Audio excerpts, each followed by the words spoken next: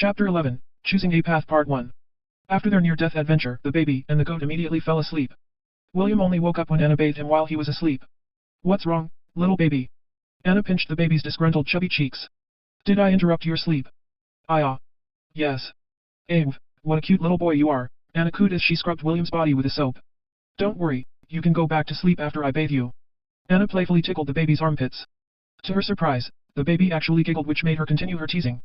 Ella woke up due to William's giggling. However, seeing that Anna was taking care of him, the goat closed her eyes to sleep. Although William had healed her injuries, she was still exhausted after that skirmish with the goblins. After William finished bathing, Anna wrapped him in a clean cloth. She then placed him beside Ella so that he could drink her milk. The baby had long gotten used to his routine and immediately helped himself to his mama Ella's milk. Daily quest, drink milk, has been completed. Rewards, 6 EXP points. Current EXP, 365/1366. Shepherd LVL1. Job EXP, 86/200. My experience points increased by 1 point. William thought as he looked at the experience points he gained after his daily quest. This might be the effect of Gavin's blessing. If I remember correctly, he said that after gaining a job class, I will get a 20% increase in experience points. The little baby was quite happy with the gains he received from his first encounter with the goblins. However, he was still a bit scared at the thought of fighting goblins to gain more experience points. He came from a peaceful world. Although he had read many fantasy novels, experiencing it firsthand was different from reading a story. The ring that was hanging on his necklace had the ability to bring them to a dungeon. According to his appraisal, it was the Ring of Conquest. The description of the artifact stated that it allowed the user to go to a dungeon that had been recorded inside the ring. The name of the dungeon where they encountered the goblins was known as the Goblin Crypt. It had 20 floors and was considered as a Grade D dungeon. Just as the name suggests, the dungeon's inhabitants were mainly goblins. William shuddered when he remembered the gruesome creatures that had almost sent him back into the Cycle of Reincarnation. Let's see my skills first. Maybe I got something useful. William decided not to worry about the goblins for the time being. I gained 1 level in my job class. William was quite happy with this development and immediately opened the skill tree on his Shepherd job class. There were 4 skills that were available. The first one was called Staff Mastery. Staff Mastery. Passive. Increases damage of any staff-related weapons by 10%. This skill is actually not bad, William mused as he looked at the 3 available job points in his status screen. Let's read the other skills first before I make the final decision. Wolf in Sheep's Clothing. Passive. Increases all stats of the herd by 1. This is a very good skill. William looked at the skill description with sparkling eyes. This would definitely help his mama Ella increase her battle prowess. Magnum Burst. 5 mana points. Deals AoE damage up to 3 square meters around the caster. Damage dealt is equivalent to Strength x2. Knockback effect. Parry. Passive. Increase chances of parrying attack by 5%. Requirement, only works for staff and pole-type weapons. No/O/. 1 active and 3 passive skills, William thought. Getting the Magnum Burst is ideal because it gives me an offensive skill, as for the others, they are more of a support-type skill. After careful consideration, William decided to pick Magnum Burst and Wolf in Sheep's Clothing from the list. He placed 1 skill point on the offensive skill and 2 skill points in the supportive skill. William knew that if he would challenge the dungeon again, he would be relying on his Mama Ella's help most of the time. Strengthening the support skill to help Mama Ella would ensure his safety. As for the offensive skill, it would be his last resort when things got out of hand. I need to add points to my strength when I level up. Now time to check Mama Ella's status window. Race, Angorian Goat. Hit points, 100/100. Mana, 20/20. Strength, 2. Agility, 3. Vitality, 4. Intelligence, 2. Dexterity, 2. Available stat points, 2. Available skill points, 2. Current EXP, 80/200. William noticed that his Mama Ella's current EXP was the same as his. Without pondering for long, the baby immediately placed 2 stat points on Ella's agility. He deemed that the faster his Mama Ella moved, the greater her chance for dodging the enemy's attack. He didn't want to see her dying in front of him. William would definitely do everything in his power to make sure that his Mama Ella would grow strong. After placing the stat points, he immediately checked the goat skill tree to see if there were any decent skills available. William didn't know how beasts go stronger in this world. He didn't even know if they could evolve like the ones he saw on TV when he was still back on Earth. However, when he opened Ella's skill tree, he found out that there were 2 paths that he could choose from. The first path was the strength path. If William were to choose this path, Ella would become a creature that would heavily rely on physical strength. The other was called the spirit path. This allowed creatures to form a magic core inside their body. The magic core's function was to help the creature harness the magic power in its environment. Based on William's experience, creating a hybrid would not necessarily make Ella stronger. It might even greatly weaken her in the long run. Let's go with the strength path for now. William decided. Let's just use the might over magic strategy in the early game. We can choose the spirit path when we reach the end game. Chapter 12, Choosing a Path Part 2. Steel armament, quick attack, and horn assault, William mused while looking at the three options. Steel armament. 5 mana points. Make the creature's horn and hooves as hard as steel. This skill cannot be upgraded. Quick attack. 5 mana points. Charges at the enemy with incredible speed. The speed of this attack will depend on the agility stat x3. Horn assault. 5 mana points. Deals a powerful blow to the enemy. May cause the target to flinch. Damage is based on the strength stat x2. William picked the steel armament without a second thought. The horn and hooves were his Mama Ella's main weapons. If it were strengthened, then it would definitely improve her fighting prowess. Let's put the other point on quick attack for now. I'll get horn assault later after Mama Ella increases her level. With this, I am confident that we will be able to handle a one-on-one battle with a goblin. William had seen how Ella handled the 3 injured goblins after he cast the bestow skill on her. Although he wasn't 100% sure, he was confident that Ella wouldn't lose to a goblin if she fought it one-on-one. Even after he made all the necessary preparations, William was still uncertain if he should go back inside the dungeon. At the end of the day, he was still a 1-year-old baby with the mental age of an 18-year-old boy. For William, he could visit the dungeon when he was a bit older and ensure that both he and Ella wouldn't be in any danger. However, the temptation of becoming stronger at such a young age was too hard to resist. I guess I'll discuss this with Mama Ella first. William sighed. If she thinks that it is too dangerous, then I'll wait till I grow a few years older before we challenge the dungeon again. As if waiting for that exact moment, the sleeping goat finally woke up and licked William's face. Aya. Good morning, Mama. Me. Aya. Mama, there's something important that I would like to talk about. Me. Aya, it's about this. While the baby and the goat were having a heart-to-heart talk, Mordred had already left the house to handle the things within their estate. Anna, on the other hand, was cooking their lunch, while the maids did the other chores inside the house. Home sweet home, a booming voice sounded from outside the house. Master, you are finally back, a maid bowed as he greeted the man who swaggered into the house with a big smile on his face. The man had gray hair and above-average looks that would make any teenage girl on earth call him sugar daddy. His flawless smile made the maid blush as he nodded to her with a smile. I heard that my grandson is here, the old man said. Where is he? Master, if you are talking about young Lord Matthew, he is currently in the study with his teacher. Should I call for him? I'm not talking about Matthew. I'm talking about my other grandson. The maid nodded in understanding. Little William is currently inside Lady Anna's and Sir Mordred's bedroom. All right. Return to your duties. The man waved his hand and headed straight to the second floor where the resting quarters were located. Aya. What do you think, Mama? Me. While William was waiting for his Mama Ella's reply, an unknown man burst into the bedroom. Aha. There you are, you little critter. The man laughed as he grabbed William off the carpet and raised him high up in the air. You are definitely my grandson. That red hair and those green eyes of yours remind me of your father and mother. William smacked the unknown man on the face with his little chubby fist, but the latter only laughed. Ha. You are indeed a true Ainsworth. So small and yet so brave. The man nodded in appreciation. Listen to me, little brat. I am your grandpa. Grandpa, say grandpa. Aya. Yeah. No. Take this. A sprinkle of water splashed on the man's face. William's giggle resounded inside the bedroom as his grandpa looked at him with a complicated expression. After a few seconds, the man roared and joined the baby in his laughter. This was the scene that Anna saw when she returned to the bedroom. Their maid had informed her that her father-in-law had returned from his trip. She was mildly surprised when the old man went to look for William first, instead of looking for her husband, Mordred. Anna covered her lips and chuckled at the funny scene in front of her. Her piss-stained father-in-law was laughing with a giggling baby in his hands. Father, you finally returned, Anna greeted after recovering her composure. Anna, I'm back, James, Mordred's and Morgan's father, replied with a smile. This brat sure is feisty. William is normally a well-behaved child. Anna grinned. This is the first time I'm seeing his mischievous side. Well, boys tend to be mischievous, James agreed. Also, Ella, stop poking me with your horns. Hey, I said stop, no //. Ella was stomping her foot on the floor while poking James with her horns. She was very upset about how James was treating her baby. If not for the fact that the one who raised her was this man, she would have already impaled him with her horns using her full strength. Ella has been taking care of William ever since he arrived, Anna explained. I think she treats him as her own child. Father, please return William to Ella or else she might really have a go with you. Me?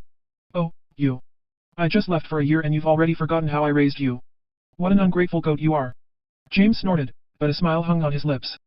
Fine, I'll take a bath first. You look after this brat for me. James handed William to Anna and left the room while humming a tune. Clearly, he was in a good mood. Bad baby. Anna lightly pinched William's chubby cheeks. That is your grandpa. Don't pee on him, okay? I'll think about it. Although this was the first time that William had met his grandpa, James, he found the old man to his liking. Of course, James didn't look old. In fact, he only looked like a middle-aged man that was still in his prime. William was looking forward to knowing more about his family in this life and prayed that he would be able to get along with all of them. Chapter 13, Cooked Rice. So, what do you think, William? James asked. The first thing I did after seeing you was to write a letter to my old pal and ask him to make his granddaughter your fiancée. Fiancée. The old man grinned as he rubbed William's chubby cheeks. She's a year older than you, James explained. Although I haven't seen her, the old bastard always bragged about his cute granddaughter. Since that is the case, making her your fiancée is definitely a good thing. She's also the daughter of a duke. It's a good opportunity for our family to climb the ranks of nobility. I didn't know my grandpa was a gold digger. The baby's expression clouded over. The old man noticed the baby's disgruntled expression and decided to coax it. What's wrong with having a beautiful girl as your fiancée? What? You're not satisfied? Don't worry, when you grow up, I'll make sure that you eat the cooked rice as soon as possible. They can't break off the engagement once a little William is inside her tummy. Bastard. William wanted to slap his grandpa for even thinking of committing a crime. Although he was not reluctant to the idea of having a fiancée. Arranged marriages didn't usually end well. Most of the time, it was just a tool for political gains to the nobles. James wandered around the estate carrying William. Ella walked alongside the old bastard and kept a watchful eye on the little baby. An hour later, James climbed a hill overlooking the town of Lant. William, our family had lived here for generations, James said. The life here is simple and crude, but it is very peaceful. Far away from the despicable games of the nobility, yet not important enough for the king's watchful eyes. This was the first time that William had seen his grandpa act this seriously. For a brief moment he had forgotten that the old fool wanted him to tumble on the bed with his fiancée and give him a great-grandchild. Our bloodline is very scant. Aside from me, my two sons, Matthew, and you, there are no more Ainsworth in this land. We are the last of a dying breed. We don't have any living relatives. William frowned. How come? James sighed as he looked at the distance. William could see sadness and unwillingness in his grandpa's expression. Although he wanted to know why their bloodline only had a few family members, he knew that now was not the right time. A few hours passed and the family had a dinner celebration to commemorate James' safe return from his trip. Matthew, the eldest son of his uncle Mordred and Aunt Anna, sat beside James. William, on the other hand, was lying beside Ella and drinking her milk. His eyes were locked on the family dinner in front of him. He had never experienced this when he was still on Earth because he was an orphan. However, right now, he was wrapped in a sense of belonging. This was his family, and the soul inside the baby felt grateful for being given the opportunity to be born into this warm and caring family. Back then, if I had entered the silver portal, would I have been born into a family that is better than this? William thought.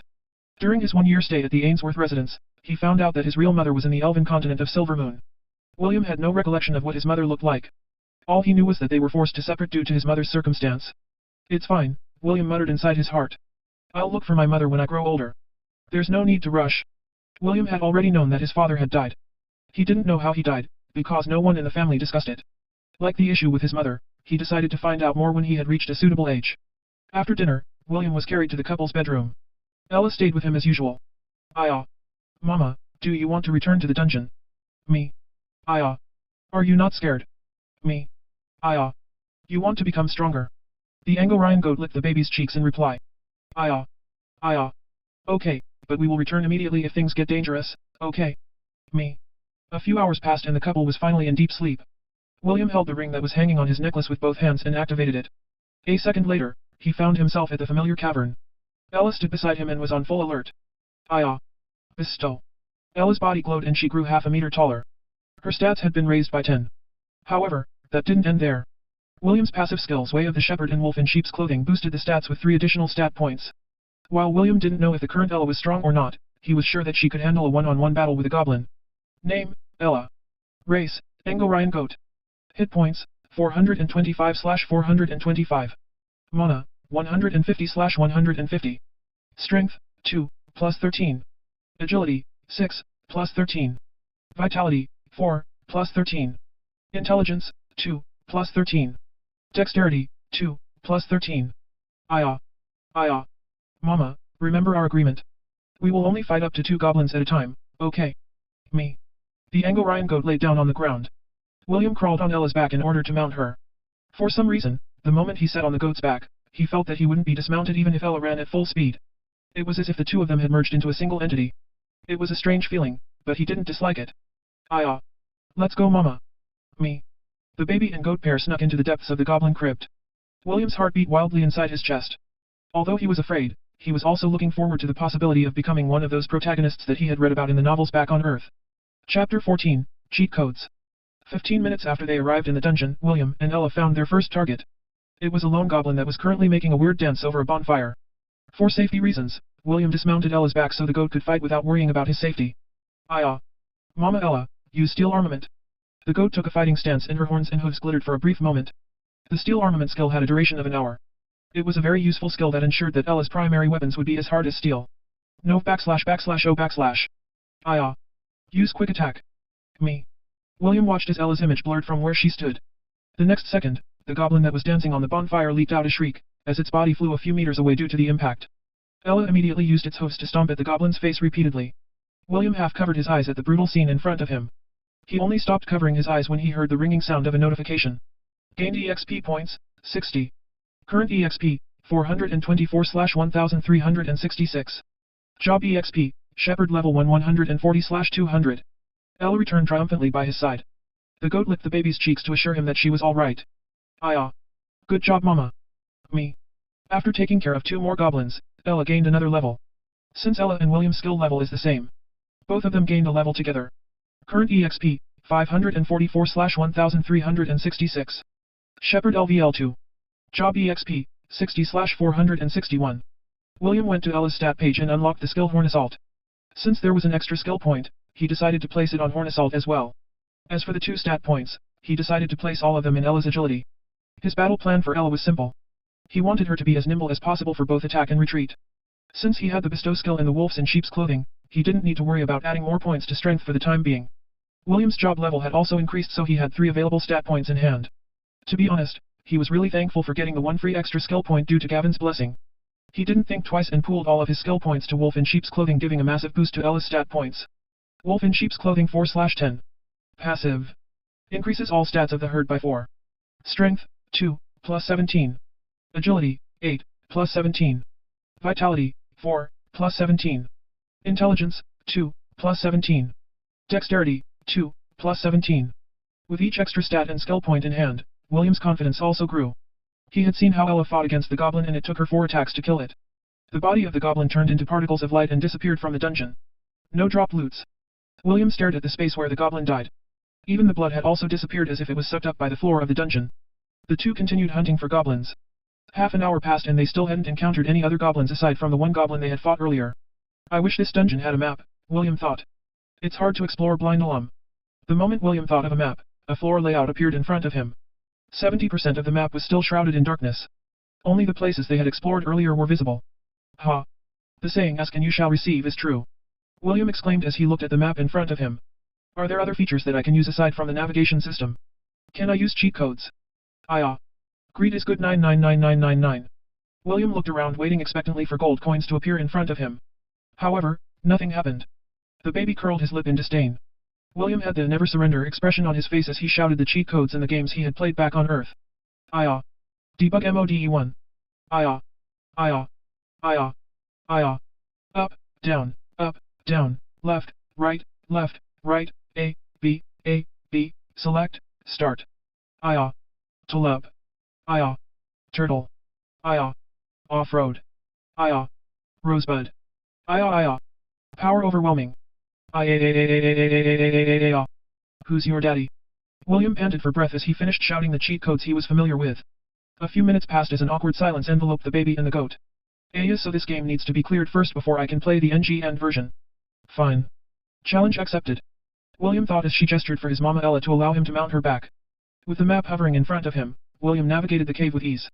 He accidentally found a stairway that was headed downwards as he was clearing the undiscovered places in his map. Frankly, he was half tempted to proceed to the next floor, but William was a completionist by heart. After a brief struggle, he decided to fully map the first floor before he proceeded to the second floor of the goblin crypt. After an hour of walking around, they were finally able to clear 70% of the map. It was also at that moment when William saw 2 red dots in the space in front of them. Finally, William thought. Time for round 2. Mama, use quick attack. Me. Sorry, Mama, I got carried away. Ella lay down on the ground so that William could dismount. William crawled to the corner to hide. Ella immediately charged at the 2 goblins to engage them in battle. The baby was so focused on the scene in front of him, that he didn't notice the red dot on the map that was slowly creeping up behind him. Chapter 15, Finding a Suitable Target. While William was watching the Angorian goat battle the 2 goblins, the wooden staff suddenly appeared in front of him, blocking the view of the battle. What's wrong with this staff? William thought. As if on cue, the staff tapped the map on his screen which showed the red dot that was sneaking up behind him. William's body stiffened when he saw that the red dot was almost at his location. Out of panic, he grabbed the wooden staff with both hands. He then slowly turned his head to look behind him. Standing 4 meters away from him, a goblin holding 2 wooden clubs in its hands growled in anger. Mama. Just as the goblin was about to attack William, a white blur went past him and knocked the goblin flying in the opposite direction. Me. Ella stood in front of William with the intent to protect him. The goblin who was knocked away slowly stood up because Ella's attack wasn't strong enough to kill it. The other 2 goblins that the goat had engaged earlier were mostly unharmed and were also headed in their direction. Mama, let's retreat. Me. The Angorian goat unceremoniously bit the baby's clothes and ran away. While being carried to safety, William realized that he had been overconfident with his ability. He thought that with Ella's new gained abilities, and his map, he would be invincible. I got too conceited, William thought. I forgot that this was a dungeon. Monsters can spawn anywhere at any time. Based on the games he had played in the past, random encounters like this were very common if you walked into a cave or in tall grasses. If not for the staff appearing to remind him that there was danger, William might have already been squashed like a pancake. When Ella finally lowered William to the ground, the baby was still deep in thought. Me. Sorry, Mama. Me. I will be more careful in the future. Me. I promise. Me. Ella nagged at William for 5 minutes before she finally relented. With this, the baby and the goat were in a dilemma. If they don't hunt for goblins, they would not be able to gain experience points. If they don't get experience points, they wouldn't be able to level up. After the incident, Ella was very reluctant to leave William's side. The baby understood his mama's worry, so he didn't say anything else. What should I do? William pondered. If only there is a place where monsters can't attack me. Wait. Is there a safe zone in this dungeon? William opened the map and checked the places that they had unmasked. Unfortunately, there was nothing that looked like a safe zone in the places that they had visited. Wait, there might be another way. William's eyes widened when he remembered something very important. Their current progress was similar to a game. In every game novel that he had read, there existed a mighty existence that helped protagonists make their life easier. What is that mighty existence? It's none other than the system. William immediately closed his eyes. He had a feeling that all he needed to do was call out for it and it would appear. Within the darkness, something bright glittered in the distance. The baby immediately proceeded to that place and found the thing he was looking for. Hovering above 3 altars were the gifts that were given to him by the 3 gods before he left for the Cycle of Reincarnation. A chess piece, a CPU core, and a lollipop. Although William didn't know what the chess piece and the lollipop could do, he ignored them for now and went straight to touch the CPU core. The moment his hands touched the core, a dazzling light enveloped his sight. Ding. System has been activated. Preparing soul identification. Host has been identified. Now loading. Error. Host hasn't acquired the minimum requirement to open the system. System will shut down in 3, 2, 1. The light receded and the glow of the CPU core dimmed. William looked in dismay as he used the appraisal skill to check the requirement to activate Gavin's gift to him. CPU core. Activation requirement, job level 10. Job level 10. William tilted his head. I'm currently at job level 2. I need 8 more to open the system. The baby opened its eyes and sighed. He indeed had a system, but he was unable to open it for the time being. I need to activate the system no matter what. William thought long and hard before coming to a decision. Mama Ella, let's go back for now. Me.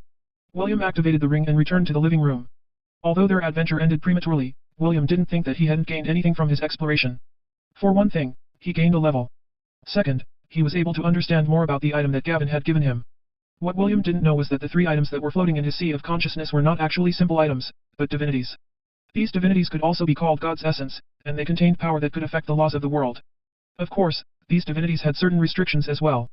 When the sun rose, William waited for Mordred and Anna to leave the room before conducting his experiment.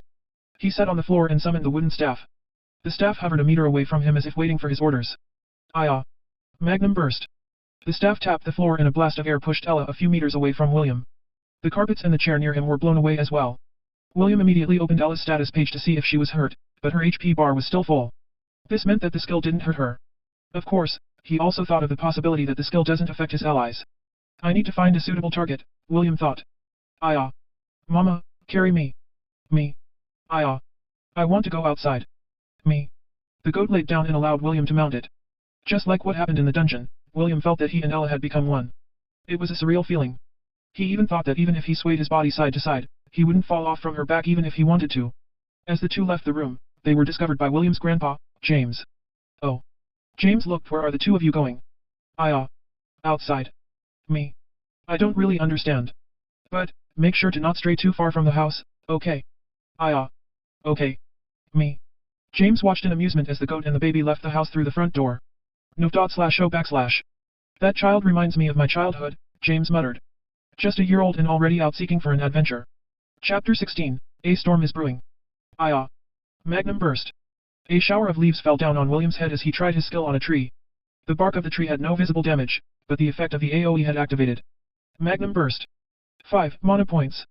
Deals AoE damage up to 3 square meters around the caster. Damage is dependent on the caster's strength. Knockback effect. So, this skill currently deals no damage because I don't have any strength. William frowned. But, it still has the knockback effect. William checked his stats and sighed. Strength, 0. Agility, 0, +1. Vitality, 1, +1. Intelligence, 14, +1. Dexterity, 0. Current EXP, 544/1366. Shepherd LVL2. Job EXP, 60/461. I need a 22 more express before I gain another level to increase my stats, William mused. Killing 1 goblin gives me 60 points. In order to level up, I need to kill 14 goblins. Should I add my points to strength when I level up? After careful considerations, William decided that it was not a good idea. Even if he added his stats to strength, he would not be able to deal massive damage to the enemy. Adding the stat points to intelligence would be more ideal because he could act as support to his Mama Ella. Magnum Burst is a good skill because it allows me to repel anyone that dares to target me. It will also give enough time for Mama Ella to come to my rescue. Although it doesn't deal damage right now, the knockback will be able to keep me safe. Mama, use horn assault. Me. Ella's horns doubled in size and glowed bloody red. The goblin was skewered and shrieked madly. Ella didn't stop after she impaled her target. Instead, she ran towards the wall of the dungeon with the intention of crushing the goblin to a pulp. Gained EXP points, 60. Current EXP, 604/1366. Shepherd LVL2. Job EXP, 120/461. Nice. William grinned when he saw the notification. Right now, he was multitasking. While checking the battle, he was also observing the map at the same time. His right hand was holding the wooden staff in preparation to protect himself if a random monster spawned beside him. He had already learned his lesson and he wouldn't allow any mistakes to happen this time. He and his Mama Ella only had one life. It was best to be careful and take things slowly. Gained EXP points, 60.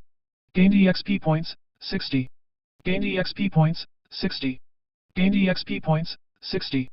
After killing 13 more goblins, William finally gained a level in his stats and job level. Current EXP, 18/2010. Shepherd LVL3. Job EXP, 439/880. Although he was tempted to add the stats to strength, he knew that now was not the right time to do it. He placed the 3 stat points he gained to int and it made him feel a bit more confident. Strength, 0. Agility, 0, +1. Vitality, 1, +1. Intelligence, 17, +1. Dexterity, 0. After taking care of his stats, William placed all of his available skill points to wolves in sheep's clothing. He knew that this was the safest investment he could make because Ella was the one fighting for him. The stronger she became, the safer he would be. Wolf in sheep's clothing 7/10. Passive. Increases all stats of the herd by 7 points. Now, it's Mama Ella's turn. Strength, 2. Agility, 10. Vitality, 4. Intelligence, 2. Dexterity, 2. Quick attack 2/5. 5 mana points. Charges at the enemy with incredible speed. The speed of this attack will depend on the agility stat x 3.5. Horn assault 2/10. 5 mana points. Deals a powerful blow to the enemy. May cause the target to flinch. Damage is based on the strength stat x 2.5. With this the first floor has been cleared, William clapped his hands happily.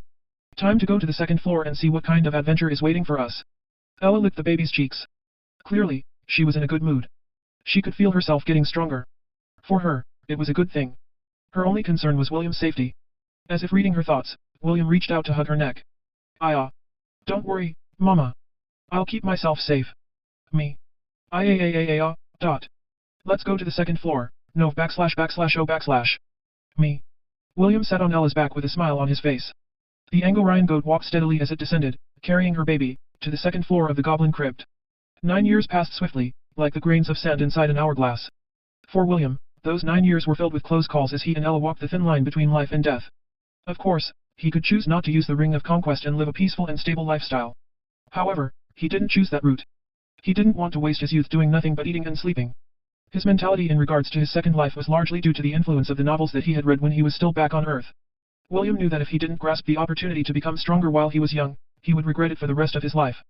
In a valley located near the outskirts of Lont, hundreds of Angorian goats and sheep were currently grazing in peace. Not far from them, a 10-year-old boy sat on top of a tree branch. He was keeping a lookout for any potential threats to the safety of his herd. The wind rustled his short red hair as he watched his herd with a smile. Among the hundreds of Angorian goats, his herd only consists of 50 individuals. The rest were managed by 5 other shepherds, and apprentice shepherds like him, who lived in the town of Lant. Well, a boy in his early teens ran towards the tree where William was taking a rest. Your grandfather is looking for you. Gramps. William glanced at his friend, Theo, who was also the son of the most senior shepherd in Lant. Do you know why he is looking for me? William asked. No, Theo answered. But, he doesn't look good. He seems to be very angry. William frowned. His grandfather was a very happy-go-lucky person. Very few things could make him angry. Theo had no reason to lie to him, so something must have happened to the old man while he was away from the estate. All right. William nodded his head. Can you keep watch over my herd while I'm away? If I'm not back before my shift ends, bring them back to our family pen. But, I was supposed to play with the others this afternoon. I'll give you a slice of apple pie. 2 slices. Deal. William grinned. He then shouted at the herd who was grazing at the pasture. Mama. Let's go home. Gramps is calling for us. Me. An Anglo-Ryan goat who was 1.5 meters tall broke out from the herd and ran towards William.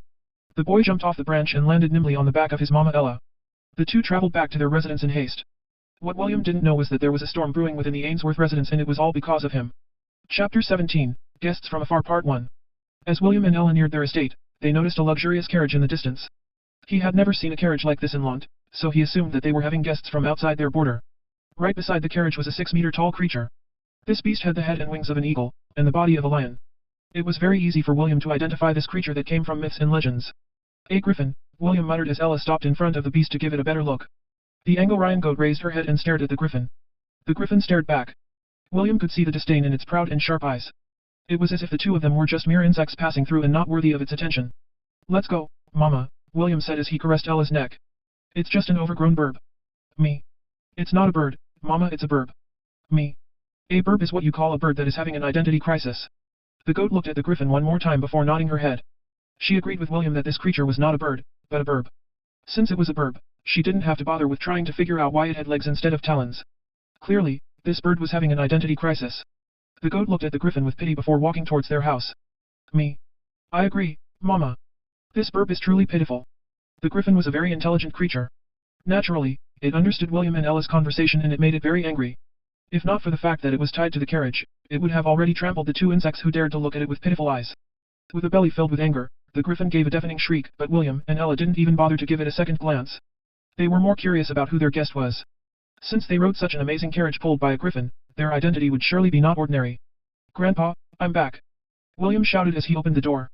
Me. Ella also announced her arrival, which made those who were currently sitting at the living room look at them in surprise. There were 3 people who were seated at the couch, and 4 were standing behind them. The 3 were wearing elegant clothes, while the 4 men behind them were wearing light armors. James, Mordred, and Anna sat across from these guests. William noticed that his grandfather's expression was indeed not very good. He could feel the barely restrained anger that was threatening to explode at any moment. William, please, take a seat, Anna said with a smile. These guests came from the Duchy of Griffith. Anna's tone was polite, but William couldn't feel any semblance of respect in her voice. It was as if his aunt didn't treat these people as guests, but pests who came into their territory. Mordred cleared his throat and introduced the guests one by one. This lady is the Duchess of Griffith, Lady Agatha, Mordred said with a smile. And this lovely young girl here is her daughter, Lady Rebecca. He then shifted his gaze at the beautiful woman who was wearing an elegant light blue robe. Her cold features and chilling gaze would make anyone lower their heads in submission. This lady is one of the elders of the Misty Sect, Lady Eleanor. Mordred grinned. They came from far away just to see you, William. Oh. William raised an eyebrow and appraised the guests one by one. The Duchess of Griffith had long light brown hair, and green eyes. She could be considered a beauty, but the obvious displeasure on her face made William think of an old witch who was out to give little kids poisoned apples. Her daughter, Rebecca, on the other hand, made William's eye soften. Although he wasn't completely sure, he guessed that her age was almost the same as his. Her short light brown hair that barely reached her shoulders looked as smooth as silk. She had the same light green eyes as her mother's, but compared to the old hag, her eyes were bright and clear. Her cute and adorable lips were poised in a smile that made her already beautiful face very charming. William sighed at the doll-like girl in front of him. He had no doubt in his mind that if he were a Lilicon, he would have already locked her up in his room and treated her like a pet. As for the cold beauty who was staring daggers at him, William didn't even spare her a second glance. Although she was beautiful, the boy could tell that she was the embodiment of bad news. Good day to all of you, William greeted with a smile. My name is William von Ainsworth, Will for short, and the most handsome 10-year-old boy in the central continent. I dare say that you won't find anyone more handsome than me. As for the other boys in the continent, no//oh/. William curled his lip in disdain. All of them can just fight for second place. After William's shameless declaration, the room suddenly became silent. Even the scowling old hag and the cold beauty looked at William with dumbfounded faces. This made the smirk on William's face widen. Clearly, he was very satisfied with this result. The silence was suddenly broken by a boisterous laughter that came from James. Ha ha ha. As expected of my grandson. James clapped his hands. The anger that he had been bottling up completely evaporated into thin air as his eyes turned into crescents. Worthy of being an Ainsworth. William flipped his hair and flashed a dazzling smile. He also gave the little doll a "I know you like me" expression. Because he had just come from the pasture, William's clothes were dirty. His face was dusty and his red hair was a mess. Even so, his green eyes that were as clear as emeralds made the little doll, Rebecca, raise an eyebrow in acknowledgement. This should be enough for a first impression, William mused. If I'm not mistaken, this little lowly should be my fiancée. As expected of Gramps, he really did a good job. William found Rebecca to his liking and gave the young girl 2 thumbs up in his heart. The boy knew that, in a few more years, this little doll would grow up to be an outstanding beauty. Marrying someone like her wouldn't be a bad idea, as far as William was concerned. However, before he could even imagine his rose-colored future, the old hag opened her mouth and broke William's daydream. Since you are already here, let us get right down to business, Agatha said in a mocking tone. We came here to break the marriage agreement between my daughter and this unworthy boy who is covered in filth. Chapter 18, Guests from Afar Part 2. How dare you? James erupted in anger. You dare call my grandson unworthy? Father, please calm down. Mordred held his father in a bear hug. He was afraid if the old man really went all out, the Duchess would have her neck ripped off from her body. The guards who were standing behind their employers drew their swords and stood between the two parties. Sorry, Lord Ainsworth, Agatha replied with a light bow. Although I had offended your family, I will not allow my daughter to marry your grandson. Even if it was decreed by my husband's father. Where is that bastard? James asked.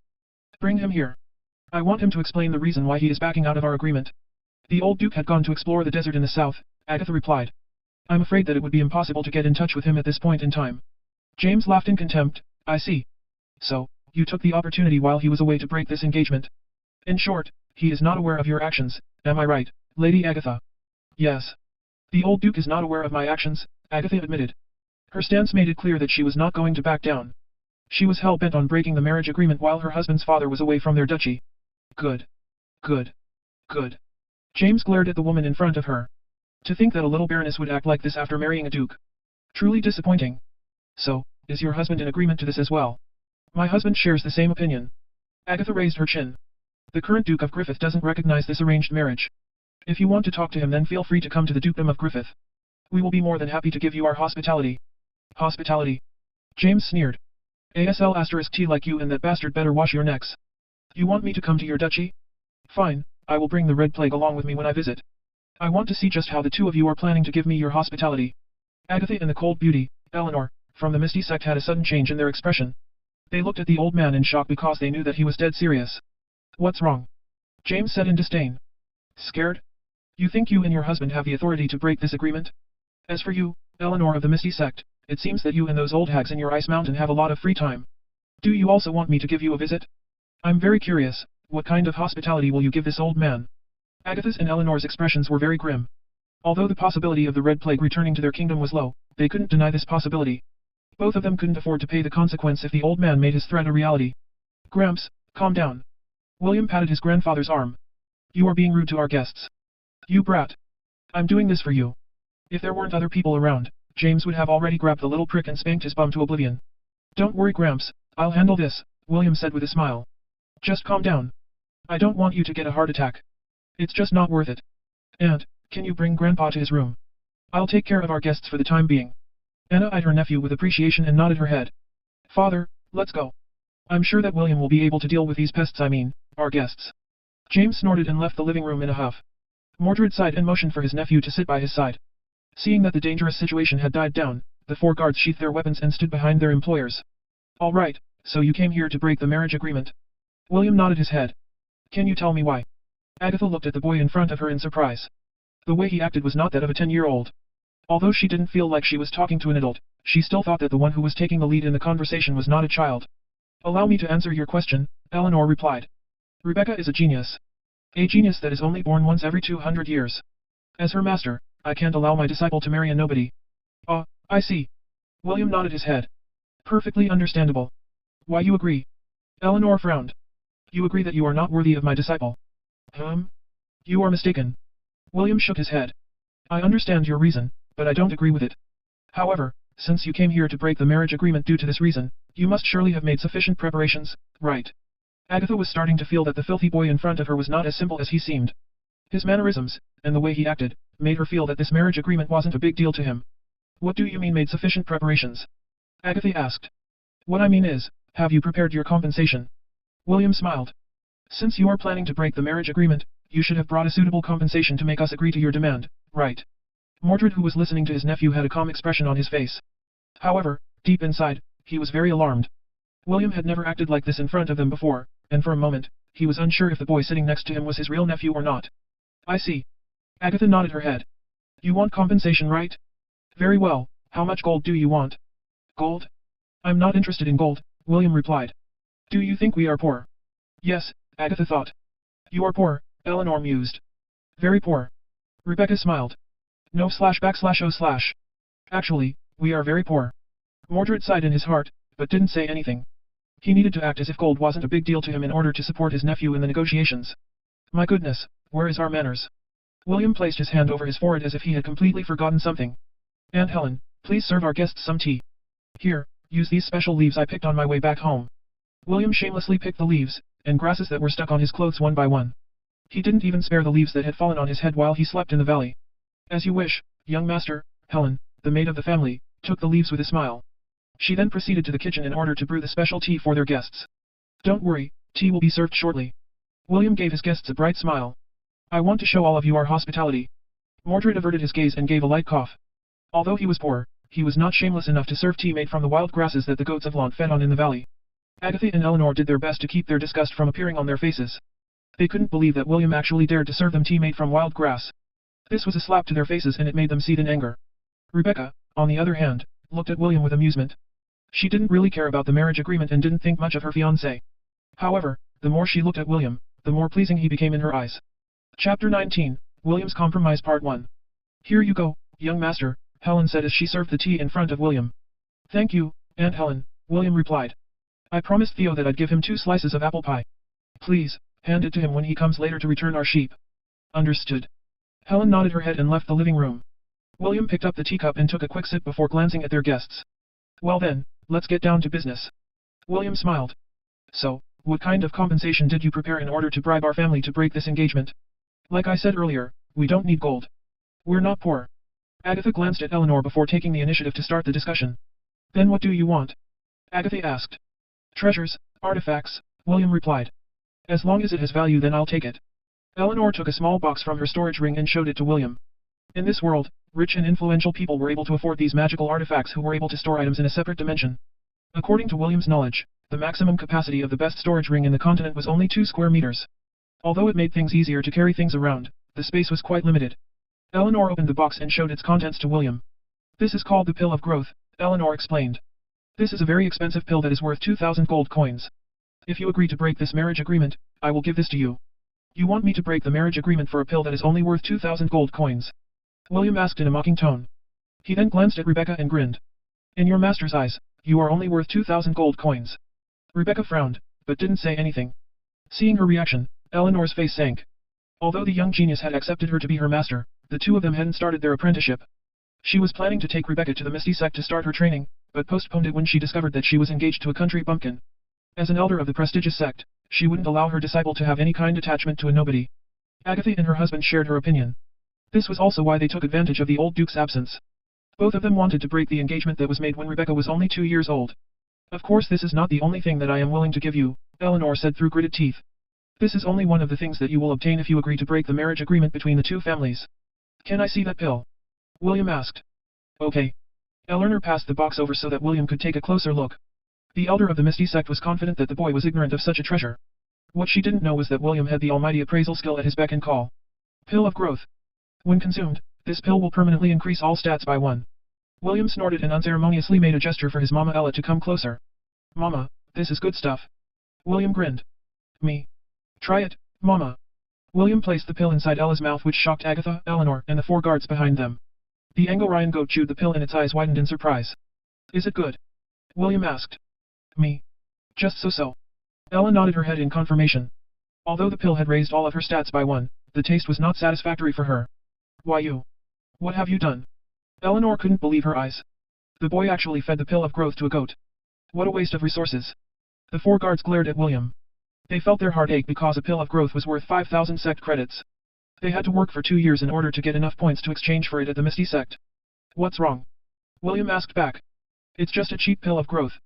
Don't worry, since I already used it, you can deduct it from the list of compensation items that you are planning to give me. Eleanor's chest heaved up and down in fury. The pill of growth was supposed to be her gift to Rebecca. In order to make the bastard boy agree to annul the marriage agreement, she decided to compromise and give it to him instead. However, seeing him treat her treasure like it was just a piece of candy angered her. Seeing Eleanor's expression, Agatha decided to intervene and picked a treasure from her own storage ring. Here, this is a magic staff, Agatha explained. Although you don't have an ounce of magical power, you can pass it to other people who are more talented than you. William ignored the ridicule in Agatha's words and took the magic staff from her hand. Bronze Staff of Learning. A staff suitable for apprentice magicians. Increases intelligence by 3. No/O/. William frowned and returned the staff to Agatha. Sorry, I'm not interested in a cheap magic staff. Do you have something better? See cheap? This staff is worth 1,000 gold coins. Agatha almost whacked the boy's head using the staff in her hands. She couldn't believe that a mere shepherd dares to call it cheap. I'm not interested in low-quality items. William shrugged. Oh, they said that you are a genius. Are you a magician? Yes, Rebecca replied. Do you have a magic staff? I do. Show it to me. Rebecca pondered for a bit before reluctantly summoning her magic staff. Unlike the Bronze Staff of Learning, the staff in Rebecca's hand had a dark blue color. You could even call it a spear, but instead of a sharp blade, a big purple crystal in the shape of a rose adorned its tip. William's eyes sparkled because he could tell that the staff was way better compared to the bronze staff that he had appraised earlier. Can I touch it? Don't worry, I won't break it. William patted his chest. I just want to take a closer look at it. Very well, but you can only hold it for half a minute, Rebecca stated. This staff is worth 20,000 gold coins. 20,000 gold coins? It's that expensive. William held the staff in his hands to have it appraised. However, before he could even use the appraisal skill, a series of text appeared in front of him. Ding. Would you like to acquire the Ice Mage job class? Yes/no. Chapter 20, William's Compromise Part 2. William froze when he read the notification. It took him a few seconds to regain his composure and immediately chose yes as his answer. Time's up, Rebecca announced as she snatched the magic staff from William's hands. Your half a minute has passed. William was still in a daze. He hadn't heard Rebecca's words because he was busy inspecting the new job class that he had acquired. Congratulations. Host has acquired the Ice Mage job class. Ice Mage job class has been automatically added to the subclass category. Ice Mage. A magician that specializes in ice magic. Increase resistance against cold. Host has learned skill, Ice Bullet. FCK. I got a new job class just by holding a staff. William's heart was thumping wildly inside his chest. He had often wondered how he could acquire a subclass. Never in his wildest dreams did he think that acquiring a new job class was this easy. William's shocked expression made Agatha and Eleanor look at him in contempt. The two older women thought that the boy had been shocked due to how expensive the magic staff was. How ignorant, Agatha thought. Country bumpkin, Eleanor mused. Mordred, who was seated by William's side, frowned. He could see William's hands trembling and wondered if he should step in to save his nephew. Do you guys have other expensive items? William stuttered. It's the first time I held something so amazing in my life. If you are able to show me at least 5 items of the same quality, I will agree to annul this arranged marriage. Only show you? Agatha asked. You're not going to take it. I won't take it, William answered while keeping his excitement at bay. I just want to hold it just like I did with that staff. If we do this, will you really agree to cancel the marriage agreement? Eleanor inquired. This was the reason for their visit. If she could make the boy write a letter to renounce the agreement, then the old duke wouldn't be able to find anything amiss. Yes, however, it should be of the same quality or higher, William answered. I will not accept cheap items. Agatha and Eleanor exchanged a glance and nodded at the same time. They retrieved the most expensive items from their storage rings and piled them in front of William. The boy looked at all the treasures in front of him and his eyes sparkled in excitement. Ding. Would you like to acquire the Fire Mage job class? Ding. Would you like to acquire the Water Mage job class? Ding. Would you like to acquire the Earth Mage job class? Ding. Would you like to acquire the Wind Mage job class? The items that Eleanor presented were all magic staffs of the different elements. Since she was a sorceress, all her treasures belonged to the magic type category. William's breathing became heavier with each item he held in his hands. His eyes also became bloodshot, which made Eleanor very happy. She thought that the boy had finally realized that he was a frog at the bottom of the well. A frog that is trying to eat a swan. Eleanor laughed inside her head. See the difference between our social standing. It's time to wake up from your daydream, you country bumpkin. After William finished inspecting the magical weapons that came from Eleanor, he shifted his attention to the weapons that came from Agatha's collection. Ding. Would you like to acquire the Swordsman job class? Ding. Would you like to acquire the Archer job class? No//O/. Ding. Would you like to acquire the Spearman job class? Ding. Would you like to acquire the Monk job class? Ding. Would you like to acquire the thief job class? William's body shuddered in ecstasy. His breathing had now become ragged, as if he was about to faint any time due to exhaustion. William, are you all right? Mordred asked. He was very worried about his nephew's current condition. I never felt better in my life, William replied hoarsely. He took a step back and almost collapsed on the couch. Fortunately Mordred was paying close attention to him and was able to support his body on time. Are you satisfied? Agatha asked. Will you honor our agreement? Why yes, William replied. He still hadn't recovered from the euphoria that he had felt earlier. I will agree to the cancellation of this marriage agreement. We need you to write a letter, and it must have your signature as well, Eleanor interjected. It's not that we don't trust you, but this thing must be properly recorded. Understood. William nodded and asked for paper and ink. He then wrote a letter saying that he didn't agree to the arranged marriage that was made between his gramps and Rebecca's grandfather. The reason he gave for the cancellation of the marriage agreement was due to Rebecca being not good enough for him. He stated that since he was the most handsome boy in the continent, it was only natural that he be paired up with a girl that had the beauty to topple nations. Also, he was not optimistic about Rebecca's growth in her chest area. William felt that the girl would only have a B-cup when she reached adulthood. He even politely added that he could consider making Rebecca his concubine if his main wife agreed to accept her into his harem. When Agatha and Eleanor read William's letter, both of them almost spat out a mouthful of blood in anger. William had listed a series of complaints as to why Rebecca was not worthy to become his fiancée and not the other way around. Agatha even had the impulse to rip the little bastard to shreds in order to eat his flesh and drink his blood. She had never felt so angered in her life and it almost drove her crazy. Since I have written the letter then all of you should leave, William shooed the pests away. Don't tell me you plan to stay to have dinner with us. Well, I guess we can spare you some porridge since the Ainsworth family has a big heart. I don't want any rumors flying around that we didn't treat our guests properly. Agatha dragged her daughter towards the front door because she was afraid that, if she stayed a second longer, she would hack the little bastard into pieces. Eleanor also left without saying anything, because she had never experienced humiliation like this in her life. She was the elder of the Misty sect and was treated with respect wherever she went. She cursed William in her heart and even decided to take revenge in the future. Rebecca hadn't seen the contents of the letter and obediently followed her mother back to the carriage. She thought that William was an interesting boy, but not worthy enough to become her fiancé. If Rebecca only knew what the interesting boy wrote in his letter, she might have summoned her staff and used it to beat the crap out of him until he shed tears of blood.